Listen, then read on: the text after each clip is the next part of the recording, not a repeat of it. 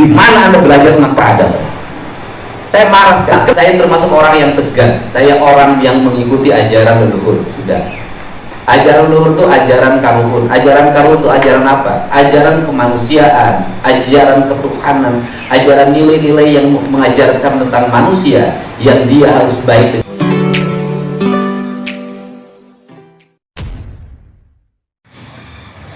Assalamualaikum warahmatullahi wabarakatuh. Kembali berjumpa dengan saya di channel Gagasan Progresif T9, sahabat sebangsa dan setanah di mana saja Anda berada. Kembali kita akan mengupdate informasi-informasi terkini yang lagi ramai dibicarakan oleh para netizen. Namun sebelum kita lanjut, jangan lupa dukung channel ini dengan cara like, komen, dan subscribe, serta jangan lupa aktifkan lonceng notifikasinya sehingga Anda akan terus mendapatkan informasi-informasi menarik lainnya. Saya tidak perlu berlama-lama, mari kita simak video berikut. Barangkali cara kerja saya itu tidak konseptual seperti Pak Sekda yang dokter. Saya bekerja berdasarkan apa yang dirasakan oleh hati saya dan kemudian cepat melakukan eksekusi, dan itu saya lakukan dulu ketika jadi bupati. Saya orang yang selama memimpin 2 periode nggak pernah bawa laptop, nggak pernah bawa catatan, nggak pernah bawa pulpen, nggak pernah bawa teks. Saya hanya mengikuti apa sih yang terjadi di alam ini, kemudian apa yang harus saya lakukan. Nah, pertama saya mohon maaf, saya belum menjabat ya, tetapi saya ingin sebelum menjabat ini saya membuat jalan yang terbuka agar ketika sudah dilantik saya tinggal mengeksekusi, dan sudah terjadi sebenarnya sudah lama berjalan. Yang pertama, saya termasuk orang yang tegas. Saya orang yang mengikuti ajaran leluhur. Sudah. Ajaran leluhur itu ajaran karuhun. Ajaran karuhun itu ajaran apa? Ajaran kemanusiaan, ajaran ketuhanan, ajaran nilai-nilai yang mengajarkan tentang manusia yang dia harus baik dengan alam, baik dengan sesama manusia. Itu ya, nah, perspektif ini yang saya pakai untuk membangun apa sih dalam generasi ke depan. Saya ingin membangun satu literasi dalam pikiran orang Indonesia, pikiran orang Jawa Barat, bahwa mereka itu punya leluhur yang punya peradaban. Saya sekali lagi tegaskan, mereka punya leluhur yang punya peradaban tinggi. Yang menjadi problem adalah hidup kita selama ini tidak pernah mau belajar pada mereka. Kita meninggalkan mereka, kita membelakangi mereka. Sebagai contoh, konsep rumah saja, kita membutuhkan sungai tapi kita membelakangi sungai. Kita menghinakan air dalam setiap hari, menghinakan. Ketika hujan air kehilangan tempat, seluruh tempat dibeton. Ketika hujan air kehilangan tempat berteduh, seluruh gunung dibakar. Ketika hujan air kehilangan tempat, bagaimana dia diam, maka seluruh pasir batu diangkat. Jangan-jangan kita termasuk kategori orang yang murni.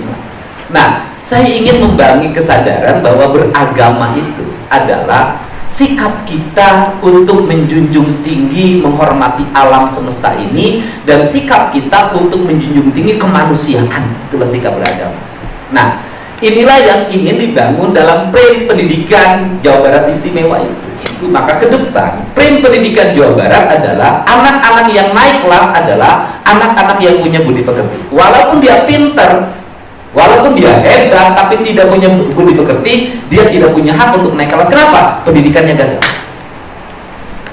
Nah, karena itu yang menjadi perspektif, maka harus dimulai dari guru.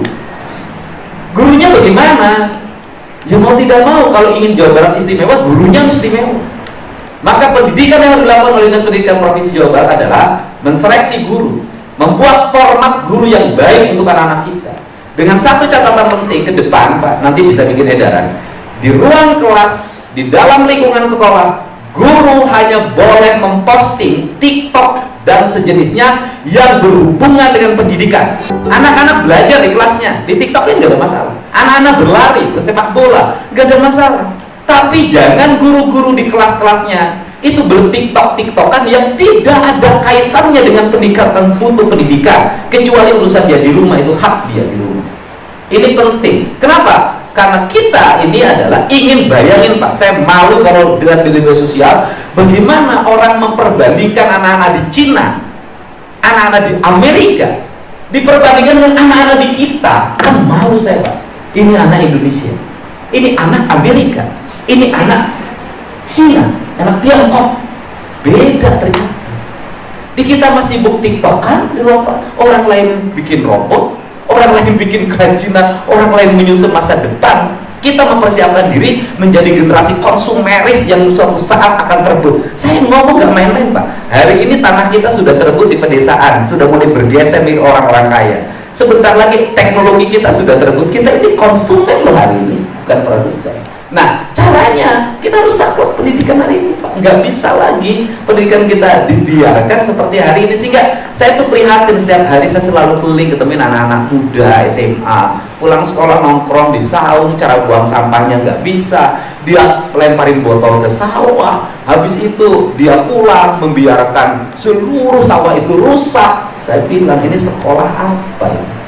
Nah, ini harus dirubah. Nah, karena ini harus dirubah, maka kita harus punya pendekatan lokalitas. Sehingga ketika debat saya katakan pendidikan di Jawa Barat berbasis ekosistem. Makanya saya merumuskan kantor itu berdasarkan ekosistem wilayah. Orang kalau ngerti, makanya saya menyebut kantor gubernur wilayah Sunda Kulon Betawi. Kan itu saya ngomong gitu kan, meliputi Kabupaten Bogor, Kabupaten Cianjur, Kota Bogor, Kota Depok. Ini kan wilayah. Apa sih di situ? Itu nanti melahirkan satu karakter kebudayaan, dua karakter ya dengan Betawi.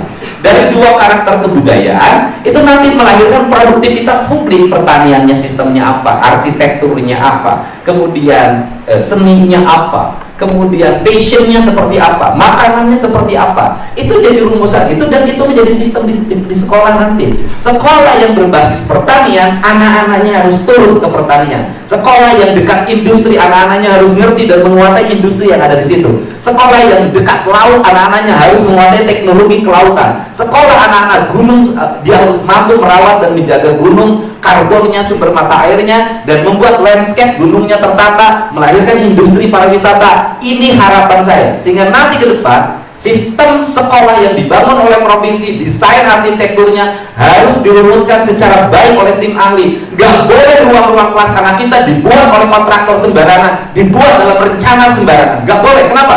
Kita lagi mempersiapkan generasi beradab. Siapa yang menjalankan ini? Pak Prabowo. Bagaimana dia membangun SMA Nusantara, Taruna Nusantara? Apa kita tidak malu? Semua orang hari ngomong anak apa? Eta bangunan sekolah naonnya nu alus di Bandung Barat, SMA Taruna Nusantara. Saya pengen dong yang dibangun oleh pemerintah provinsi ini bagus seperti ini. Ruang kelas di rumusan, nggak apa-apa mahal juga. Yang penting di ruang kelasnya dilengkapi oleh toilet, jendela yang terbuka terbuat dari bambu. Nanti seluruh meja ini akan bambu Pak. Saya sudah punya percontohannya. Kemudian tinggi ruang kelasnya disesuaikan dengan udaranya, dengan wilayahnya. Di daerah dataran rendah, bangunannya harus tinggi agar anak-anak tidak panas di ruangan. Sekolah tidak boleh dekat ke jalan raya Pak. Beresiko, berisik, kecelakaan. Dia harus mundur ke dalam, dan dia harus punya halaman luas, dan dia harus dilingkari oleh pepohonan yang mencerminkan peradaban manusia. Sekolah itu harus menjadi tempat di mana anak-anak kita enggan pulang karena betah di sekolah. Kemudian yang kedua adalah bagaimana kita merespon publik. Hari ini misalnya ada keributan di Kerawang, di Cikampek, anak-anak nggak bisa ikut seleksi perguruan tinggi negeri. Kelalaian apa? Selesaikan. Gak boleh lagi muncul. Kalau PTD-nya kerja, gerak. Kalau kepala sekolah yang bersilat, ambil keputusan, berhentikan. Itu cara kerja. Jangan malu Pak, muncul keluar anak demo. Malu pemerintah ini kayak nggak kerja. Ini yang kedua. Kemudian yang ketiga, ini ijazah. Bagi saya ijazah itu urusan agama. Ini persis kezaliman yang dilakukan ketika orang masuk ke rumah sakit melahirkan, bayinya ditahan. Persis Anda belajar jadi dokter ilmu pendidikan, Anda ngajar tentang kemanusiaan, Anda ngajar tentang Pancasila, Anda ngajar tentang agama, ada umroh tiap tahun. Siswa Anda tahan ijazahnya. Di mana Anda belajar tentang peradaban?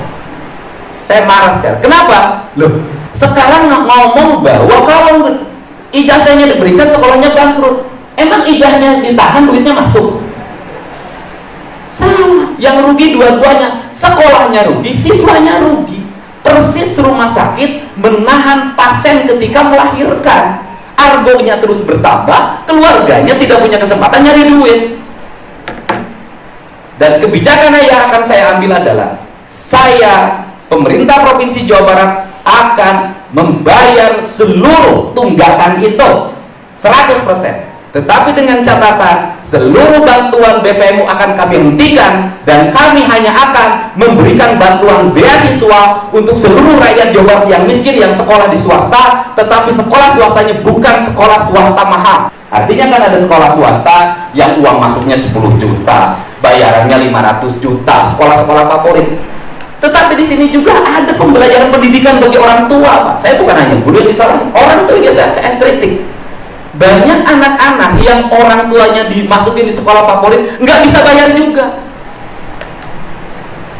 Banyak juga orang tua ngeluh-ngeluh bisa, tapi bayar 1 juta nggak bisa.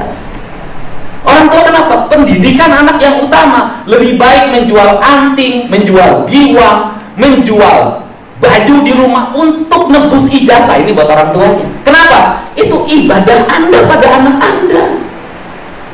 Bapak saya menyekolahin anak 9, hanya tentara prajurit kepala, palang 3. Ibu saya tukang tuli nandur, anak-anaknya sekolah. Dan bagi dia kehormatan itu adalah ketika anak-anaknya bisa bayaran sekolah, itu kehormatan. Ibu saya tuh puasa-puasa. Nah, hari ini banyak orang yang terlalu bergantung pada negara, kemudian HP anyar, motor anyar, skincare kabeli, hari ijazah pun nebus. Ini juga kritik buat orang tuanya. Ini kan harus dibenerin. Saya kan ketemu kasus orang yang demo saya di Subang, nangis ibunya tidak bisa beli anaknya sepatu, harga sepatunya 200.000, skincare per bulan 250.000 hari Syairah. Ini keadaan orang tua kita hari ini. Saya mengkritik dua-duanya, orang tuanya juga saya kritik, gurunya juga saya kritik. Ini kan pertemuan dua orang yang karakternya sama. Nah, sehingga saya nggak mau lagi. Udah, saya juga orang tuanya, udah deh, ibadah dong untuk pendidikan anak. Tuh mampu, kenapa? Nggak ada kalimat tidak mampu. Setiap orang yang berusaha itu pasti berhasil. Jadi itu rumusannya di APBD perubahan yang kita susun adalah hitung saja, Pak, nggak akan miskin, Pak. Cukup, Pak. Saya yakin betul ketika nanti dipimpin oleh saya di Jawa Barat, surplus duitnya padahal itu untuk pembangunan. Kan bisa lihat, saya berikan contoh kok. Dalam diri saya, belanja perjalanan dinas luar negeri berapa? 1,2 miliar hapus. Pakaian dinas 152 juta hapus. Perjalanan dinas dalam negeri berapa? 1,8 sekian miliar. Udah potong, saya cukup 40%. Udah, gak ada masalah. Berapa sumbangsi dari saya nih? Dari anggaran perjalanan dan gubernur saja, dan anggaran baju dinas hampir 2,2 miliar, lumayan. Itu bisa bangun rumah rakyat miskin 54. Karena standar pembangunan rumah rakyat miskin saya hari ini 40 juta. Saya nggak mau 22,5 juta. Kenapa? Saya ingin memuliakan rakyat Jawa Barat. Ruang kelas bikin standar, Pak. Kalau sekarang 300 juta, saya minta 350 atau 400. Ada toiletnya, ruangannya bagus, kayunya yang terbaik, bangunannya yang terbaik. Bila perlu dibikin batu bata kayak SMA Nusantara. Semuanya tertata rapi. Saya ingin bangunan yang paling hebat adalah bangunan sekolah. Uangnya cukup. Di mana? Udah. Di dinas pendidikan aja dari anggaran TIK 730 miliar, mau pindahin aja ke situ, selesai.